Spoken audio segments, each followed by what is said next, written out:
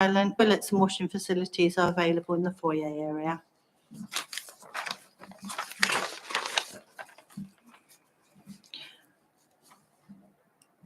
Members of the public, whilst you are entitled to film or take photographs during this meeting, can I please emphasise that this should be done without disruption to the meeting and can only be done from a designated area in the public seating. Can I please therefore ask you to raise your hand clearly in the air if you wish to take photographs or film this evening.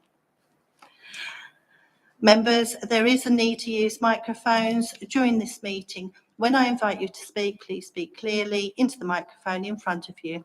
Microphones are needed for the hearing loop and for the live stream. Members, voting will be done on a show of hands in line with the Constitution. I will ask for a show of hands for, then against recommendations, and will also ask for a show of hands for those wishing to abstain from voting. Agenda item number 1, apologies for absence. Members, we have received apologies for absence from Councillor Mrs Danielle Belton, Councillor Mrs Christine Mason, Councillor Elliot Mason, Councillor Bob Milne and Councillor Gary Myers. Members, are there any other apologies for absence? Nobody's indicating, thank you. Agenda item number 2, substitute members. Members, Councillor Richard Linden will substitute for Councillor Bob Milne and Councillor Ian Foster for Councillor Mrs Belton. Agenda item 3, non-members attending. Councillor Stanley, thank you. And agenda item 4, minutes of the meeting held on the 3rd of October 2023. Members, are the minutes agreed? Thank you. Members. Agenda item number 5, to receive declarations of interest. Members, are there any declarations of interest? Nobody's indicating, thank you. Agenda item 6, highway rangers.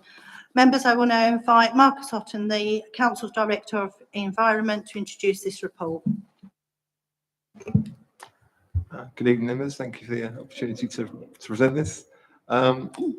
I think that this is a follow-up report from the previous one that came back here a couple of months ago. The request the overview and scrutiny has come back. And so really, basically, it's just looking at whether there's any ways in which the highway rangers could be funded. So it's trying to identify £70,000, principally from either the SEP funding or from, in some way, from the open spaces existing budget. I think in conclusion, I think, you know, it was almost scraping the bottom of the barrel, I think, in all truthfulness, trying to look through the open spaces budget. So we found some through the sort of pavilions. Perhaps there's some budget there when sort of conversing with the assets team. And again, some other budget outside of the open spaces, which was to car park maintenance that was used for grounds maintenance issues. So in terms of the recommendation I put forward there, just be aware that in many ways, it's the £70,000, although it would be funding the highway rangers, it would still have to give quite a bit of priority to ensuring that the car park grounds maintenance was at least given priority first. So in conclusion, there is very little budget available. So it's hence the sort of points I've made. I'm happy to take any questions. Thank you. Thank you, Marcus. Members, are there questions? Councillor Wharton. Madam Chairman, thank you very much indeed. It's a mixture of questions and statements. Madam Chairman, the clue of this service is in the title when it's entitled Highway Rangers. And by definition, it is Essex County Council that have responsibility for our highways. The same dilemma is facing this administration as faced my own administration just over a year ago, in the sense this is a service that has been passed out to Rochford District Council. I think it's important that we make the point that whilst undoubtedly all members across all parties want to do the best for their residents, there is a line by which you have to turn around and say, is it fundamentally right that we take on the function of another authority? So I think that is a fundamental point to deal with here. My sympathy sympathies are with the current administration because they have the same dilemma that we had just over a year ago as to how this is funded, because it is an important service. No one is denying that. But in terms of funding, what we put in was a fix, and I fully admit that it was a fix to deal with it in the short term, so that actually individuals carried on being employed, because that was important, and the service continued to be provided. But it was never seen as a long-term fix. It was seen as a fix while we considered negotiating with Essex County Council and lobbying in the strongest possible terms to continue with the service. Now, in terms of the report, paragraph 3.1, I think sums it all up for us here in Rochford, in as much as the implication is there that if we continue to fund it in whatever way we continue to fund it, it is actually a cut in another service. And you will never get me agreeing to fund a service that another authority should provide by cutting stuff that we should be doing for our own residents. So I have real difficulty in supporting any of the recommendations, not because in any way I want to be destructive, but it is a simple fact that by agreeing to any of the options, and I really applaud the fact that work has been done to try and find options. The fundamental thing is that it will be a reduction in service somewhere. It's playing around with figures. And if we're talking of the order of £70,000 or whatever it is, that is £70,000 less to spend on something else. So fundamentally, Madam Chairman, I have an issue with this, but not with Rochford District Council. But my question, because I did say it would be mixed with the statement and question, is have we got any update on 1.2 in relation to the various points that were made in a previous meeting? For the reasons I've set out, personally, I can't support recommendation 1. Thank you very much indeed. Thank you, Councillor Orton. Before Marcus comes in and answers the question that you've raised about the recommendations from the previous meeting, perhaps Marcus could also explain how the fundings have been found for this, as you say, possibly another fix, but they have been found. So therefore they won't be coming, my belief, from other services, but Marcus will fill us in on that. And thank you. So the savings that can be found are from firstly the Pavilion Budget Fund, and so in many ways I think Assets have just taken a review of what's been allocated, and so that's historical. So it's around pavilions that are currently in the process of being leased or have been leased, but a maintenance budget is still allocated to those. So I think they feel that there is money that could be offered up to services without impacting on other services. Although Councillor Orton is correct in that could still be used for something else. I think that's the point I was making in the report there, that this has probably got to be considered in the wider budget setting of the medium-term financial strategy. You know, that saving could be for something else again, so I'll take your point. I think the £30,000 that we spoke about for sort of grounds maintenance of car parks would be a straight transfer. So in many ways we felt that we probably could do, you know, if I'm being brutally honest, I'm slightly embarrassed. I didn't even realise they were paying someone to do those works. I think that's something we should have, as grounds maintenance team, picked up previously. I think we can do better value for money. So I think that isn't so much of an impact, but the £40,000 on the sort of pavilions absolutely could be used for something else in the long term. A saving is a saving. I'm always a bit nervous to do that in front of a 151 officer, because you find a saving for one thing, they go, thank you very much, we'll use that for something else. And but I can only present what I can present in this report. And I think the other matter you're talking about, the recommendations, was it under 1.2? So just for clarity, was that? I think you're asking for progress on those. Well, it's not part of the report, so I'm happy to. Yes, please, Madam Chairman. So is that? I'm looking here, and I think that's the. Is this R3? Sorry, I looked at. R1, 2, 3, and 4, I presume. Well, I think one self-explanatory to know the report. So number 2 is we're coming back here. On recommendation for each draft proposal can be circulated to parish and town council. That has gone out. We're having some expression of interest. That the devil's in the detail of that, and so I think there could be some work that could come out of that. But I believe, just from my experience of working with parish and town councils previously, it's not a quick solution. Usually it can normally takes quite a few months, if not a year, to resolve. And that's just the nature of parish councils. So I think if there's something in the future, but I wonder if by April we will have something resolved with the parishes. I'd be pessimistic. And the last one, the letter has been written, but I think, you know, just on the last point, again, just, you know, from an Essex perspective, if you remember that all they've done this to all authorities. So I would be surprised, if I was being honest, if Essex would reverse on their decision, just because it wouldn't be just for one authority; they'd have to do it for all. So it's just a precedent. So, you know, I'd you know, any optimism there, I would be very cautious about. Thank you. Did you want to come back on that, Councillor Wotton? If I may, just very briefly, Madam Chairman. Look, it's not part of the recommendations tonight, but just to endorse my earlier points, I would be firmly against recommendation 3, because I think it's absolutely outrageous that we, and I don't think it's outrageous of us, but I think it's outrageous that we should just find another way of funding it. Good for creativity, but I don't really see why the parish or the town council should be lumbered with the cost of something which fundamentally is Essex responsibility. But I just want to make that point. Thank you. I will come back there because I do have a little bit of background information on this. The letter that went out to the parish councils, I believe they were asked to respond by the 30th of November. So there is a timeline around that. I know you used the word lumbered, Councillor Wotton. I would choose perhaps a different word, because our residents, they pay taxes. They just want something delivered. Here we have something that can really affect them, especially road safety. So we do have to consider sometimes that perhaps you might want to say it's taken up the slack from Essex County Council, and I agree with you 100% that it's their responsibility, but we do have to act for our residents. And on that point, if I may, I'm very happy to withdraw the word lumbered. It's a bit of an untidy word, but the concept, but also I'm against double taxation.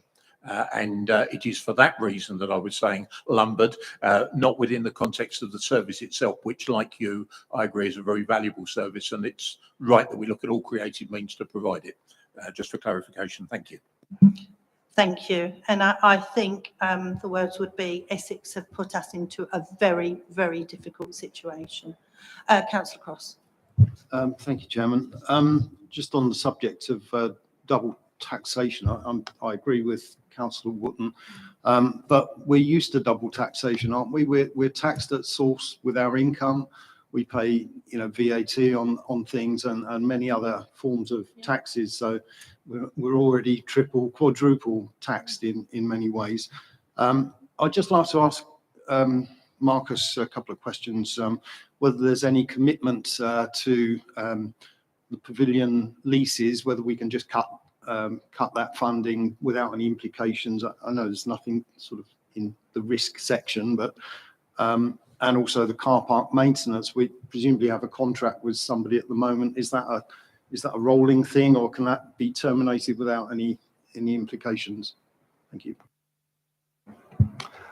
So the pavilions, my understanding from the asset team that there isn't any risk. I wouldn't say it's an oversight, but it's the tidying up of just budgets that have historically been allocated to what were football pavilions, but are now leased out. And so, you know, as part of those terms, they pay for the electricity, that sort of thing, you know, and there's still budgets allocated for that can be tucked in and claimed back without impacting upon the council. The second question, it's almost an ad hoc arrangement. So I think they almost call upon a sort of a grounds maintenance contractor as and when they wish to use them. So there's no long-term commitment. Does that answer your question, Councillor Ross? Yes, thank you. Lovely, thank you. Councillor Mrs. Gadsden. This is more of a statement. R3, the proposal to be circulated to parish and town councils. Over the last throughout the summer, the local parish council that I serve on has been inundated with requests for verges, alleyways to be cut back, and the parish council has been subsidising this along. But like all levels of council, we're all struggling with budgets. And I know for a fact that although we haven't replied, so I won't name the council, but we have come to a decision that we can no longer subsidise a service that we are not responsible for. Our rangers are doing their job, but we cannot be, the can cannot be kicked down the road. It feels like it's been kicked down to you, to us here, and I really feel that, you know, the pressures on the parish councils are no more different to us. So I don't know how you're going to resolve this, to be honest, without services. Residents are already upset this summer about the deterioration in services they've been receiving. So this should be really interesting.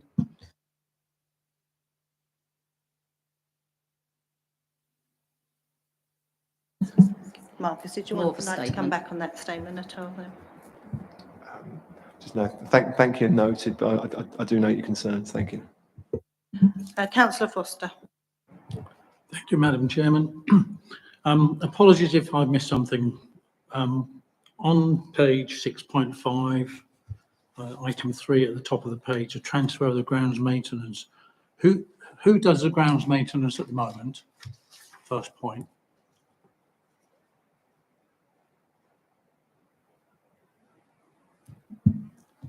So I think we're referring to the grounds maintenance of the car parks. Yeah. Who does it currently? So I don't have the information to hand. It's assets that oversee that, but I think it's just like I said, on an ad hoc sort of basis. So it's whoever they wish to appoint at the time. What I'm trying to get at, and I see it very simply, there's some current work being done by somebody in the council, which we transfer to the rangers. How did that save 30,000 to pay the rangers? So no, it's a £30,000 budget that's used to pay contractors. So rather than pay contractors, they could pay. They could use that. Sorry, I haven't made it clear. Thank you. Okay. Did you have another question, Councillor Foster? No, that's covered. Thank you. Thank you. Councillor Sparing. Thank you, Chairman. With regard to the relationship with county, with the best will in the world, our leader can write to Essex County Council, but I'm aware, or certainly as last year, that a number of councils, parish, district councils, have already just accepted that the bill is going to be on their doorstep now. Essex are not budging one iota, and Mr. Houghton may be able to confirm this, but I believe that over 50% of the district across the county have already accepted that they will pay it in future. I believe that was a figure we were given. I think Mr. Houghton's report accurately reflects the various options that the administration has got in front of them. It's going to have to be up to them to decide how they want to operate this very important service. Thank you, Chairman. Thank you. Marcus, did you want to come back at all on that? No, you're fine. Just quickly. Councillor Lambourne. Yes, can I ask Mr. Houghton whether the figures that he's quoting here of 30,000 and 40,000, whether they've been validated by the finance department? Yes, they have. So the asset team was sitting down with finance when I know Open Spaces Manager went through them with them. So that's they're almost fortuitous that it was discovered rather than planned, if I'm being brutally honest. But yes, they are aware of the savings. Any more questions? No. Thank you, Councillor Mrs. Gadsden. Sorry. Marcus, is it a statutory requirement that the Essex County Council provides this service? And if it's a statutory requirement, I should wait for you to say yes or no, really. Yeah, so if it's a statutory requirement, how do they legally get away without providing that service? Now, if I was a lawyer and could give you an answer, I'd probably be working here, would I? It's a good question. I think there is a duty, but how you interpret that duty is up to Essex. So they may have a duty to maintain the highway, but what's viewed as maintained, of course, is perhaps where there's scope for definition. So I'm not a legal expert. If I was, then, I'd probably be somewhere else today. But, Would one not say that when a service is provided to a certain standard, that becomes the norm, therefore that would become? Yeah, I do take your point, but it's for Essex to make that decision. And so some of it they will say is almost of amenity value rather than essential. So for example, if you had 2 footpaths running down a road and one was overgrown but one wasn't, they would say, well, that's perfectly acceptable. You can just cross the road and use the other path. That's not the words I would use, but so there's safe and then there's convenient as well. And so what they'll say, that's still safe to use. It may not be convenient, but it's safe. And so that's my understanding. This is the position they take. So am I given to understand that they will do ranger work on the highways that are considered health and safety issues, or are they doing none at all?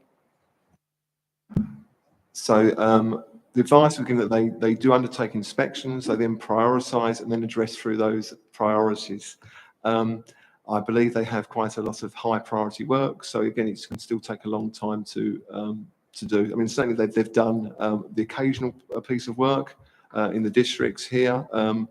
If I'm honest, we had to send our team in afterwards to do it properly, if I'm being really quite cruel about it. So I wasn't too impressed. But they will, but I think if it's essential, they will at least try to do something. But again, same as the potholes or anything else, it takes time for them to So do it. basically, if we don't provide this service, our residents are going to be greatly affected. I think potentially, I think that was always the discussion here. There was concern, and I think that's why a lot of the authorities have just carried on saying, do you know what, we're going to do it, because there's also grey areas. I mean, so there'll be alleyways that you could spend as much time arguing about who's responsible for as it would be just to clear them. And the resident just suffers in the interim. That's my main concern. Thank you. Thank you. And I think for anybody who listens to this recording, our residents who report certain issues, they see how long highways take. So hopefully, as our officer explained, Rochford has already been making so many areas safe. Councillor Ward. Yeah, thank you, Chairman. I don't want to assume anything, but I take it they will be restricted to the 30-mile-an-hour areas. Is that correct? And anything over that is then needing to be dealt with by Essex Highways. That's a good question, I think, and that could be where possibly any new arrangement have a slight weakness in that all traffic management, that there is an additional budget there for traffic management. So really would be limited to 30, I mean, some 40-mile-per-hour stuff as well, but it's strictly 30. And you know, certainly the 60-mile-per-hour areas, you need traffic management straight off. So again, our staff are trained to do some traffic management works. While we're on the subject, if we're not going to use the South Essex Parking Partnership, there was money allowed to buy traffic lights, so we could at least, if it was to continue, we could probably actually undertake some of the traffic management ourselves as well, good value for money. So we may be able to do some 60-mile-per-hour. It really depends on the individual road and the risk assessment that's required at that time, but all 30-mile-per-hour stuff can be done. Higher speed limits will need traffic management. Sorry, thanks. Yeah, of course you can, Councillor Ward. Okay. Just coming back to some of the points that other members have made about double taxation, and also on R4, on the report for the leader, and I understand what Councillor Sperring has said, that Essex, by and large, are not prepared to move. Is there an opportunity, and this has been brought up by other members, of a legal challenge? Basically, because it is double taxation, that's number one. And the fact of the, simply as a statutory duty, possibly, could that be tested legally? And has that been looked into in any way, shape or form? Certainly, I haven't done so. I think if there was an opportunity to do so, then perhaps that was been when it was first withdrawn. So if you remember, it's now been withdrawn for almost a year. The announcement was made about a year ago. From recollection at the time, although this was raised with chief executives and leaders at the time, there didn't seem to be much of an appetite to push back. I think I think the only chance that we ever had is perhaps if as a collective, all councils have said, you know, we will challenge this. I think there would be a case, but I think, you know, for Rochford to have gone on its own, I think, and if you don't have the other councils backing you, then you're in a very weak position. So I think that boat sailed, unfortunately. Are there any further questions? Okay. I have a few, sorry, Marcus, and a couple of statements. Firstly, on the recommendations, recommendation 4, that the leader of the council writes to the cabinet member for Essex Highways seeking clarification regarding the provision of the service with the withdrawal of funding for highway rangers. I think we've moved on slightly, and it will be a meeting with the cabinet member, our leader, yourself as officer, and myself. So members, I quite relish sitting opposite the cabinet member of highways to explain to them how they should be doing their job. With regard to the towns and parish councils, I understand, Councillor Mrs Gaston, your council's view, but it might not be the view of all parish and town councils. And I do think that we need to have that prioritised, because that can shed light.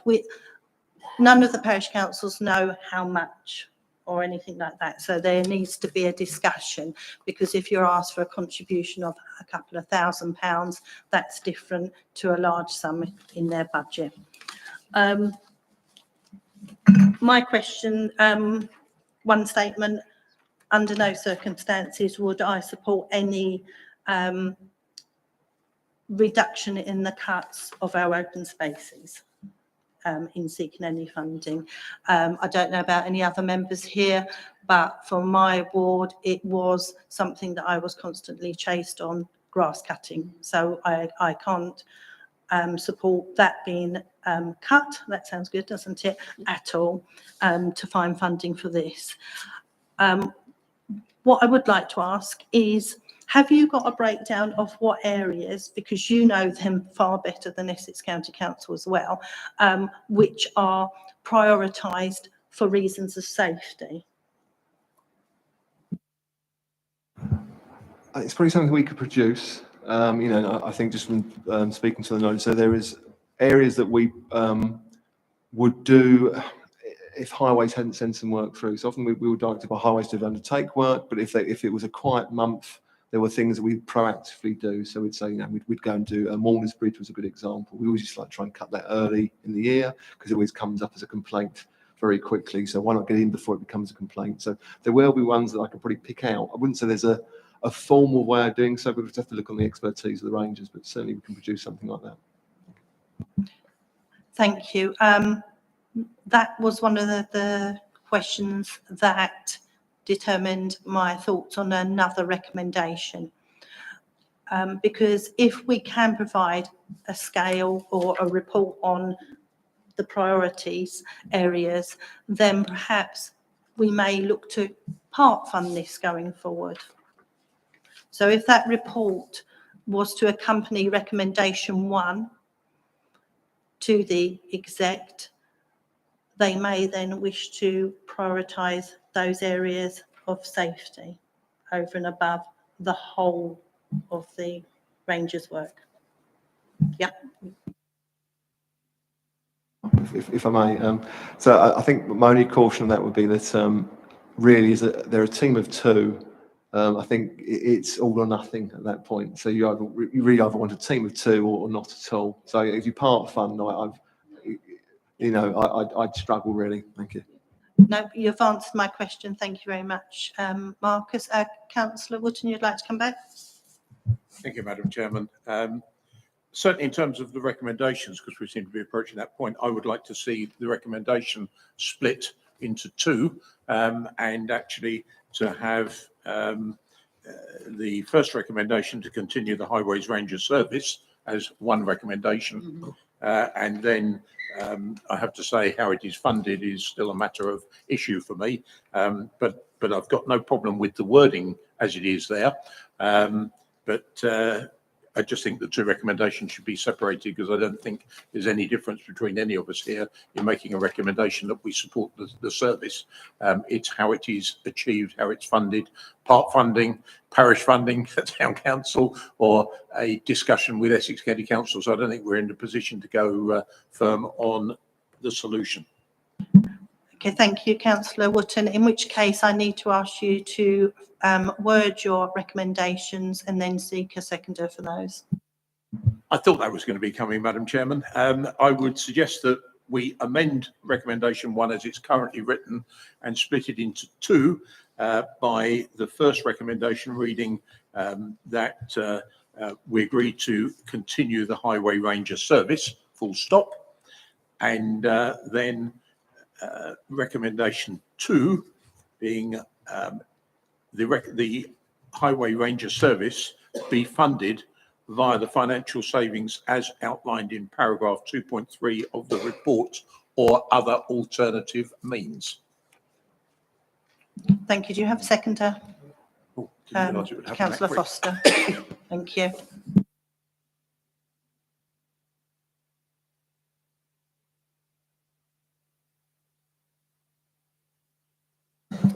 Marcus, have you got any comment on those recommendations? No, it seems quite reasonable. Thank you.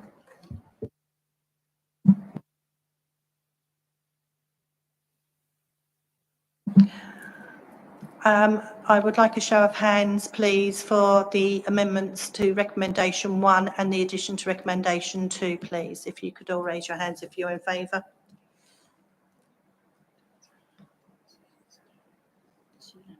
That's unanimous. Thank you, members.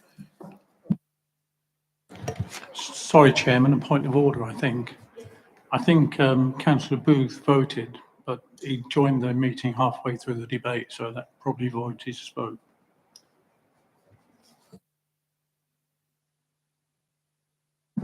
It's absolutely fine for Councillor Booth to vote. It's not a regulatory committee.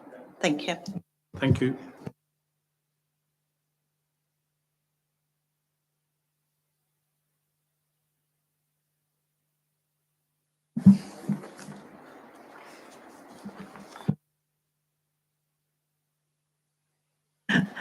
So that is the last item. The recommendation 1 has been amended and recommendation 2 added.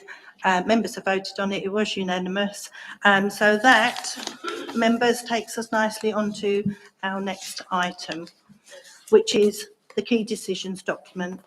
So, members, are there any questions on the key decisions document?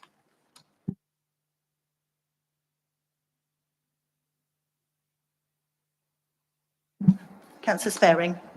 Chairman, thank you.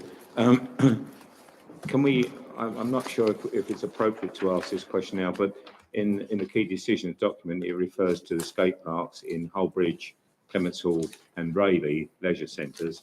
And yet at full council the other evening, we were told that only 2 of these are now on the consideration stakes. Can we ask at this forum why? Or is this not appropriate? Thank you, Chairman. I think our officer will be able to answer that, hopefully. Thank you. I think it's just a further review of the location of the sites. So just going some consensus. So the 2 of them were as agreed previously. I think the last one was just some further detail that come up about concern being close to residents, so just being reviewed. So two coming forward and 1 we're just looking to review the siting and then bring it back in. Thanks. Thank you. And my understanding is that key decision document will be reviewed and come back. So, okay. Thank you. Any other members wishing to speak on the key decisions document?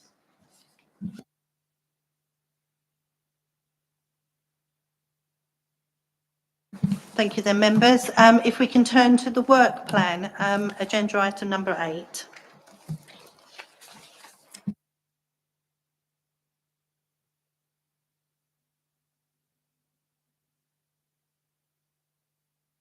Members, are there any questions or noting on or any discussion on the work plan as it is in front of you? Councillor Ward. Thank you. On tonight's meeting, as listed, we've got highway rangers, but additional details to consider the council's treasury management report prior to its submission to council. Can you explain the omission of this? I apologise on behalf of the officers, Councillor Ward, that's a typing error. That should have been removed. It was originally on there, but of course it was coming back to us too soon. So that should not be in the additional details at all. So it's December, isn't it? It's in December. Yeah, that comes forward to us next month in December. Members, any other questions or any items that you would like to put forward for the work plan?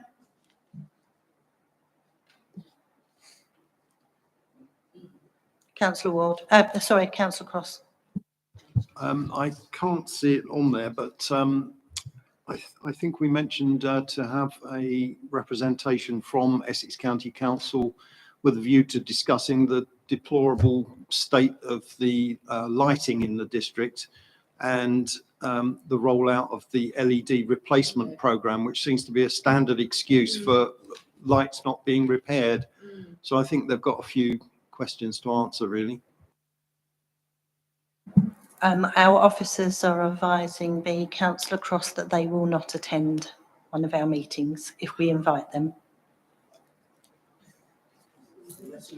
Sorry, unless we invite. No, if we invite them, they will not attend one of our meetings. Oh, okay. Councillor Foster.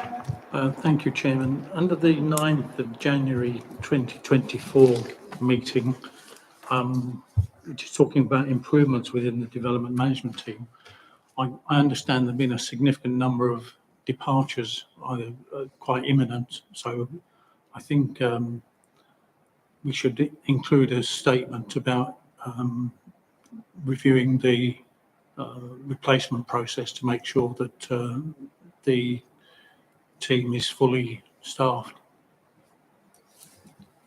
You want that included within the report for the review of improvements within the development management team? Yes. Hold on a moment, please, Councillor Foster.